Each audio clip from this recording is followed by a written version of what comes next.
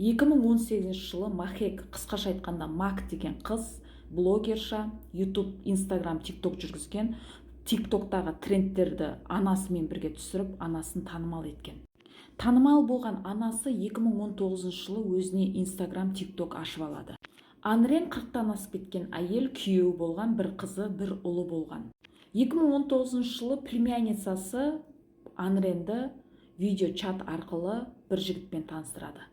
Танысқан жігіті Сахиб өзін 27 жасармын дейді. На самом деле жасы 18-де болған сол кезде.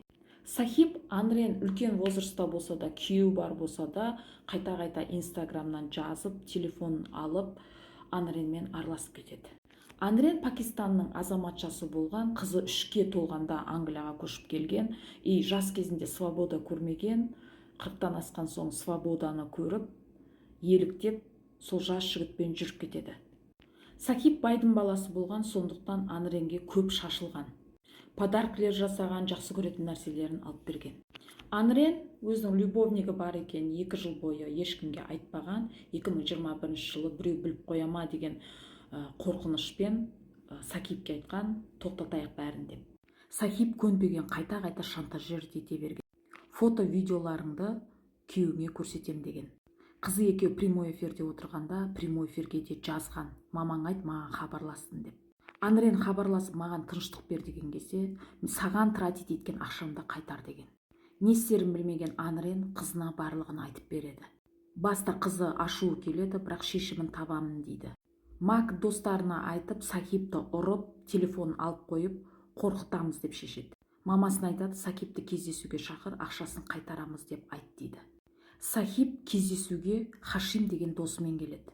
Бұлар 2 машина болып келеді. Ішінде общий 7 адам болған.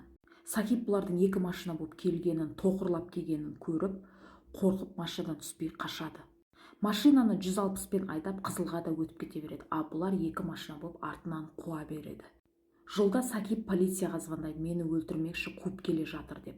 Полицияға бәрін айтып үлгермейді, столбыға соғысып, машина жарылып кетеді. Өртеніп кеткен машинаны көрген бұлар үндемей үйлеріне кетіп қалады. Бірақ жолдағы видеокамералар бәрін түсіріп қалған. Сахиб пен оның досы Хашим өліп кеткен.